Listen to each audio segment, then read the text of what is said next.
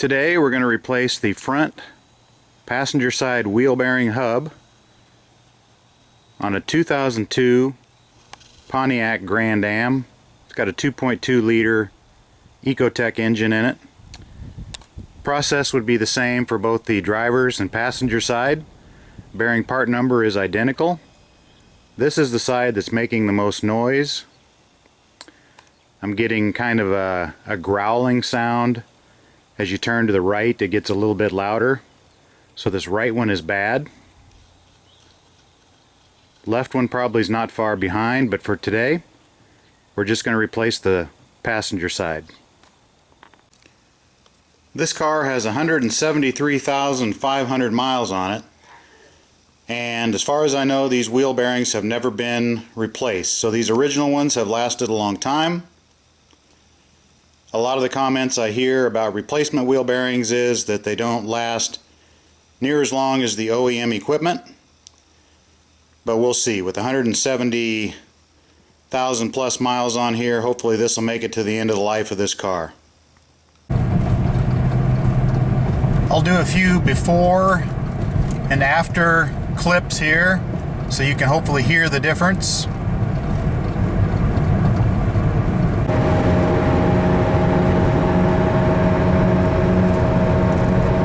Probably not able to hear that growl over all the other engine noise here, but we'll go around a curve here pretty soon. We'll see if we can get it to change pitch for you.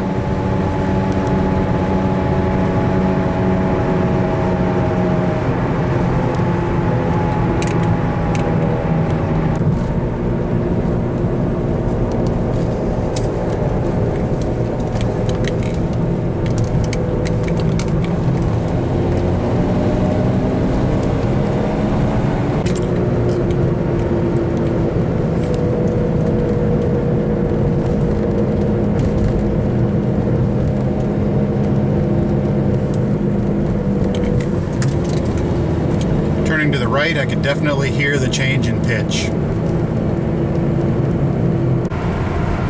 Okay, we're up to cruising speed. Hopefully you can hear the difference. Much quieter, no growling. Turn to the right here, you won't hear it increase in pitch.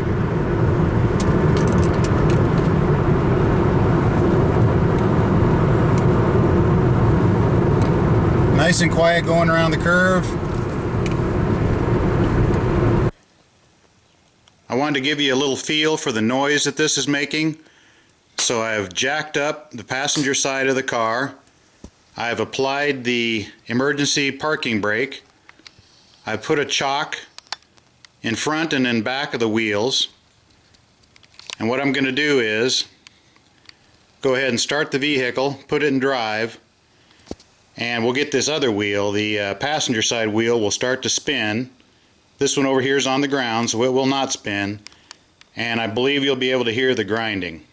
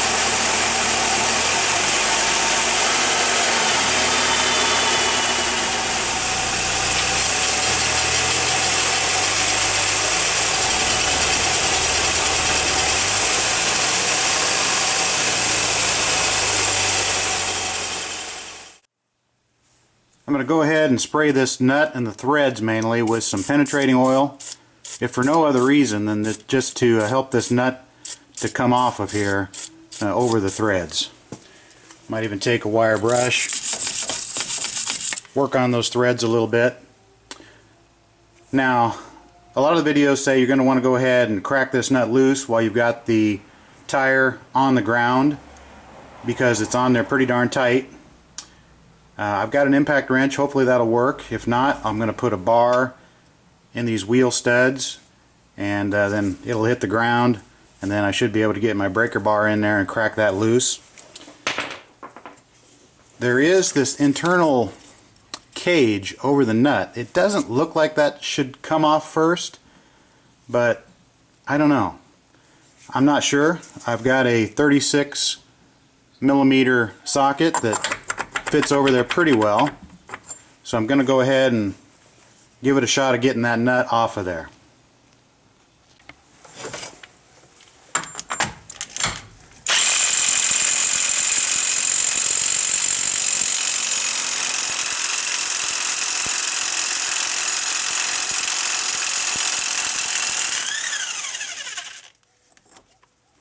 Got lucky there. It appears that cage is an integral part of the nut. There's this washer on the end that spins, so it's kind of all one unit. One of the big wild cards with this job is whether or not this axle, the spindle part, is going to come out of the wheel bearing hub. So, in anticipation of any problems, I'm going to go ahead and spray the splines in there with a little penetrating oil.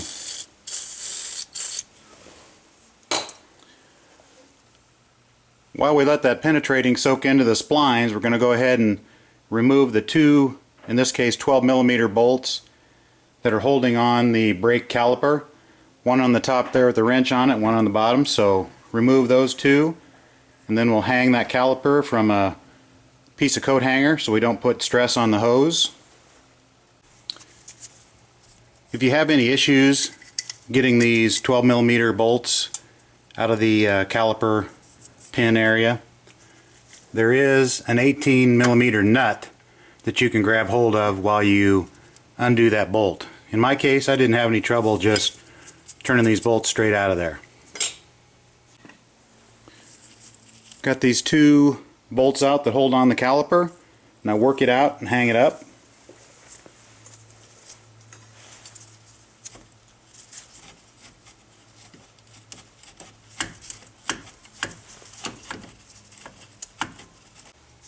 Once those caliper bolts are out of the way, grab a hold of the caliper. You might have to do a little shaking and wiggling,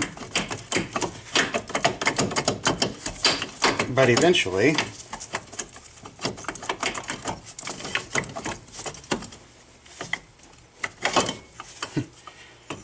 I really can't say what I did there. Just try different, wiggle here, wiggle there, push here, push there. Should just come right up off of there. Now we're going to go ahead and put a coat hanger in one of these holes and hang it from a spring. Keeps the stress off the brake line. At this point, you could slide your brake shoes out of the guide plates, front and back. Keep them in order so you put them back in the same way. It looks like we could probably just go ahead and take this caliper mounting bracket off, leave those shoes in there. So in my case, I'll have to decide later if I think those pads are good or not. Obviously, this is a great time to replace your pads. Feel your rotor, see if it's got any gouges in it. I know this car does have a little bit of pulsation as you come to a stop, so I'm pretty sure these rotors are warped, but I'm going to decide whether we want to live with that or not. I've found as you get older you can never give yourself too many breadcrumb clues, so I'm going to write on here just an F for the front towards me, and I'm going to just scribble a B on the back one. Now this caliper bracket, which has the guide pins in it, is held on by two 13 millimeter bolts in the back. We'll get those two loose, and then this whole assembly, in my case along with the shoes, is going to come off. Set it off to the side. Got one 13 millimeter bolt there, and one 13 millimeter bolt there.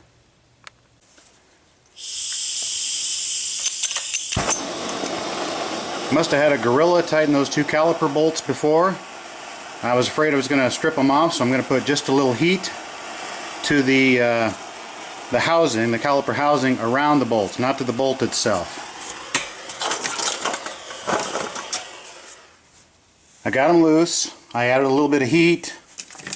Went ahead and just gave them a good rap with the hammer.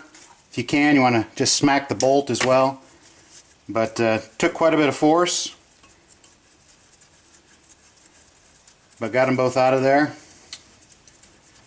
I was using a 12-point socket when I started, and I kind of messed this bolt up just a little bit. Went to a 6-point, got it off of there. I may consider going out and finding a replacement bolt for that.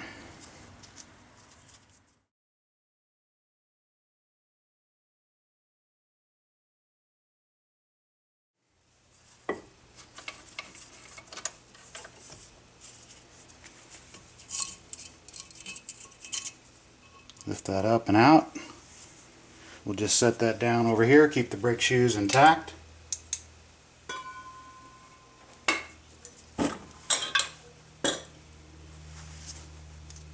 Lay the two bolts over by that caliper bracket. Now we take off the rotor, set that aside. Now it's kind of the moment of truth. Is this going to move freely in the bearing hub, or is it going to be seized up in there? We'll go ahead and put this nut back on here, most of the way on.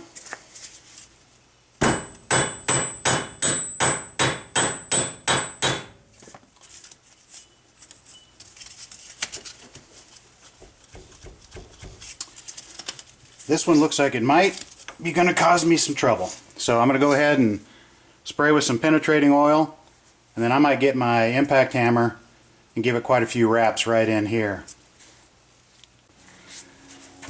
I actually got just a bit more aggressive with it, and it started to move, so we're in good shape there.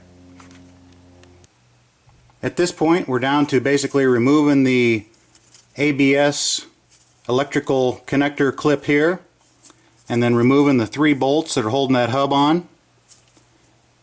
And then pay special attention to the way this dust shield, the orientation that it's there. It's basically rubbing right up against this steering member here. ABS in the back, should be obvious. Don't want to forget to put that on as you go to bolt this back together. So now we'll work on getting those 3 bolts out of the back. First step's to pry up on here and push this down. Release that from the receptacle. So what you just disconnected there, that's the part that stays with the car. Now you're going to want to get up in here and slide the other piece, other half of that connector off of that dust shield. You can kind of see in there how you're going to have to push that clip down. Then that plug will slide right off of this dust cap. Here's the half that's connected to the wheel bearing hub itself, the speed sensor for the anti-lock brakes. That clip there on the back, just pried it off a little bit, pushed it down, slid right off. You need to get that axle loose to the point where you can push it in like this. You're going to need it pushed in to get you a little better access to those 3 bolts in the back. There are things called wheel hub pullers that bolt onto these studs here, and then a rod pushes on here and you crank on it, smack it with the hammer, crank on it. Hopefully you can break this loose. If you can't, that could be the booger of the whole job.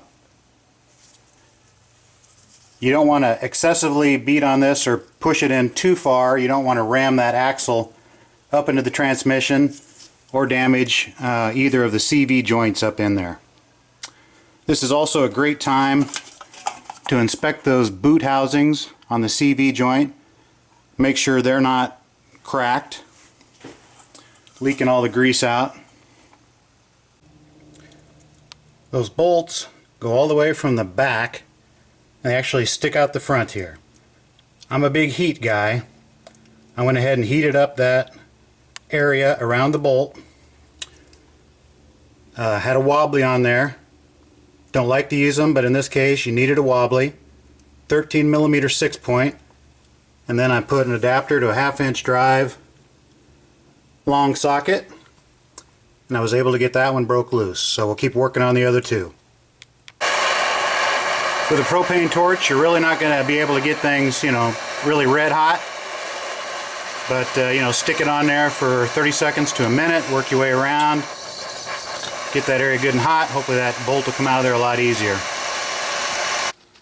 All three of those were in there scary tight, but with a little heat and a big wrench with a wobbly, I was able to get them out of there. Obviously an impact gun would probably work as well, but I wanted to show you this with just your basic tools. Alright, I finally got these 3 bolts out of here. There's almost nothing I hate worse than when a bolt doesn't want to come out, you know, backing it back in, backing it out again, backing it in, squirting some penetrating oil in the holes, going back and forth a few times. That's what I had to do here. They're pretty rough, like the threads are messed up and didn't want to come through. But there's only one thing I hate worse than that, and that's snapping a bolt off. So do what you got to do to get these 3 out of there. Now we've got those 3 bolts loose in the back. You don't have to pull them all the way out, but they're just loose. They're out of the hub. We've got the axle to the point. My left hand's not strong enough. We've got the axle to the point where it's going in and out. And now you're going to want to just, you know, ideally pull this hub off of there, right? Of course, it's not going to come right off. You're going to have to get yourself a big hammer, bang on it.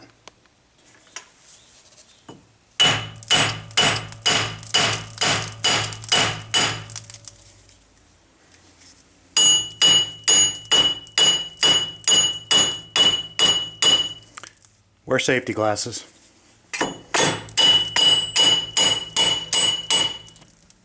Okay, I can see it's moving at the top, so we're winning the battle. It's moving at the bottom now.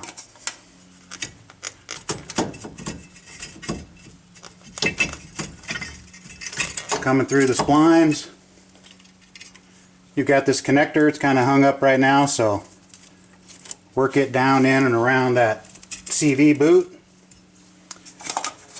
and get that on out of there. I'm going to go ahead and shut the camera off so I can use 2 hands, but again, you've got this connector here, it's connected to the hub. For the analog brakes, you're going to have to feed that through. Just pull this hub off. Obviously it helps if you have the nut off. What I'm doing right now is I'm taking a hammer and pushing in on the axle. Pushes that CV boot out of the way. Now I can get this out of there. Now this hub will come off along with the dust shield. So I'm going to lay the dust shield down here in approximately the orientation that it came off. We're going to do some cleaning up of the surface here, and we'll get ready to put the new one back on. But here's kind of what the old one looked like. The new one does look like this, so I think we're in good shape. We're going to clean up the surfaces. Again, I didn't take the bolts out, they're still in there. We'll clean up this surface that's going to mate up with the new hub. Also, it's going to slide into this round hole here. It's got some crud in there. So you're going to want to get in there with maybe some brake clean, a little brush, and get that all good and cleaned out so the next one slides in there easy. So I'll work on that.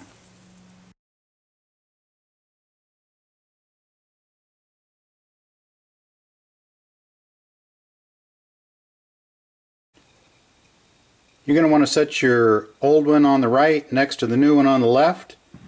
Do a little sanity check, make sure they look like the right ones before you try and bolt them on, get them boogered up, and then it's harder to return.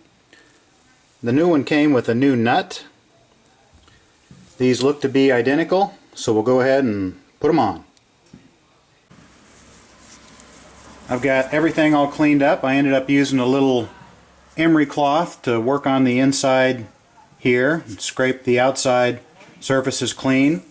I've gone ahead and put a little high temp wheel bearing grease on the splines of the axle and on the threads. I've coated the mating surface of the hub with some wheel bearing grease, and I've put anti-seize on the 3 hub bolts. Also took a wire brush and cleaned everything off before I did that. Worked on the bolt threads a little bit. Cleaned up. Seems like they call this a dust cover, but in reality all it does is sit on there and hold the ABS sensor plug.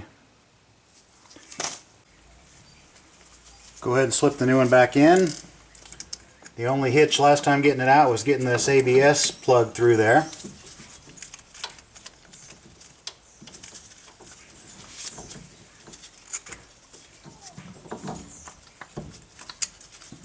Push that axle back in a little bit. Do you believe me? I did that for dramatic effect so that you won't make the same mistake that I did. Alright, one more time. Get that on there. Get the hard part is to get the plug through there.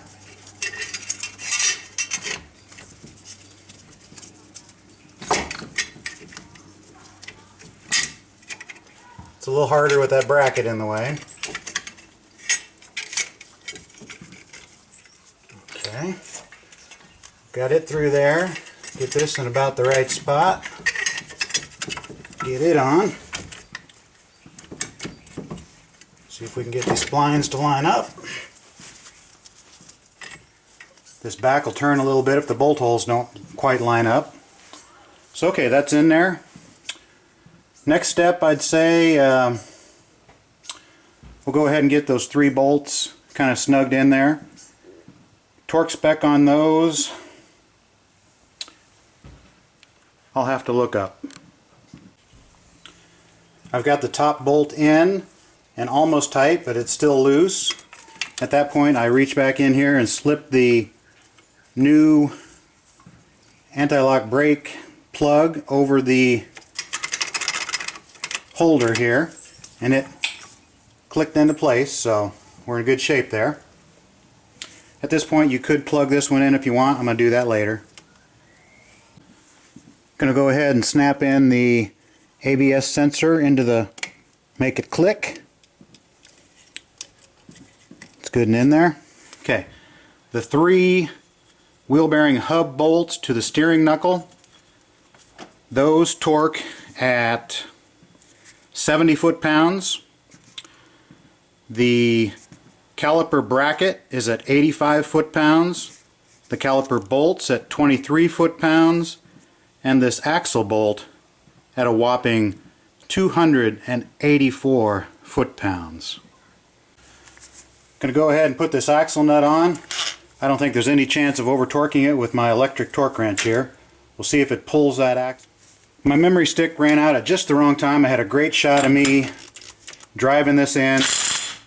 I was pulling that axle through there. I could reach in here. I could feel that axle moving, getting pulled in, so that was good.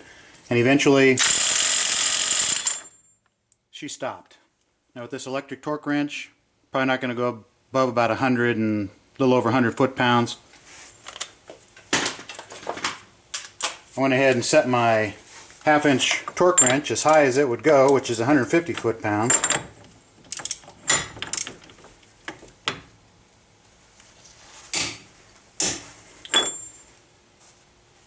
Now we got to figure out how we're going to get it to 284. Probably with a giant breaker bar. You probably want to go ahead and get this car, get everything put back together, get it back on the ground, and that way you can tighten this up while the wheel is touching the ground. There is this center piece here, even in these mag wheels, that comes out of there. And then you can slip this through there and tighten it. So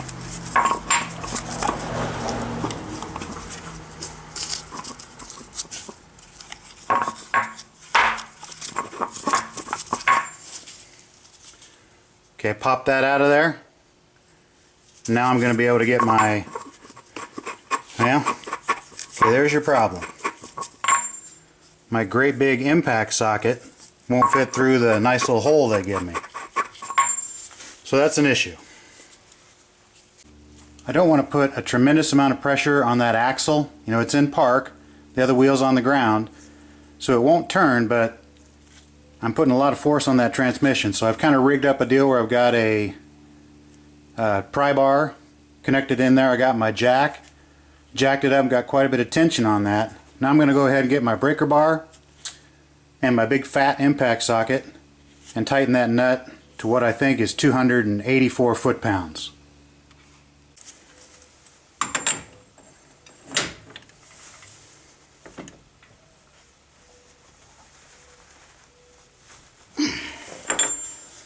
Close enough. Okay, we've got the hub on there. We got this nut torqued the best we can do. You know, maybe someday I'll go ahead and get a skinnier 36mm socket, tighten it while it's on the ground. But for now, we're going to put the caliper bracket back on. I mentioned the torque on that earlier. Caliper bracket was 85 foot-pounds. Then we'll put on the caliper, torque those to 23. And we already tightened these 3 wheel bearing hub bolts to 70 foot-pounds. So okay, we'll go ahead and put this on. I'm not going to show every step here, it's just the reverse. There's lots of jobs out there where you can see how they do brake jobs on these cars. So basically we're done here. Okay, back together. Let's see if we made any difference. See if we can hear a sound change.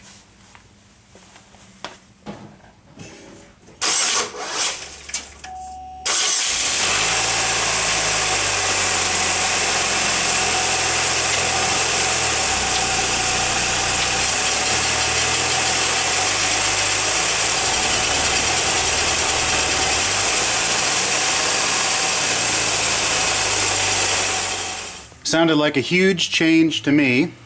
Very quiet now. One thing I did notice when the car started, you know, it sounded like almost like the battery was low, but then I saw that there was a light kicking on for you know, ABS. So maybe it was probably doing that traction thing where it drops cylinders to try and keep the wheel from spinning on, you know, a slick surface. But I think it, you know, came out of it. So we'll go ahead and button this up, and I think we're successful today. I was a little bit surprised, for as loud as this old bearing was, when I turn it by hand, it's a little stiff, but I really don't feel a lot of roughness. Took it out for a test drive. 100% better. All that crazy noise was gone. Didn't change pitch when you turn to the right. Everything seems to be working good. Now we'll just hope that this wheel bearing holds up. Again, 73,000 plus miles on here, so if she can make it 25, we ought to be in great shape.